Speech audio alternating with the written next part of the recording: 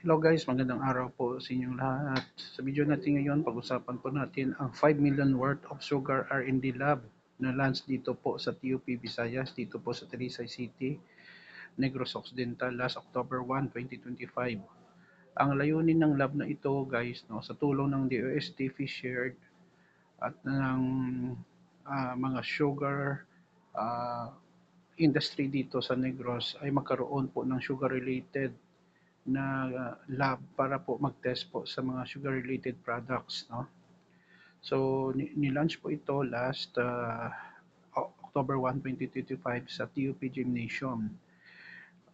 Ito po ay malaking tulong po hindi lang po sa TUP Visayas sa mga estudyante but also sa mga companies or individuals na magpapatest po dito sa aming sugar R&D lab. To God to be the glory. Amen.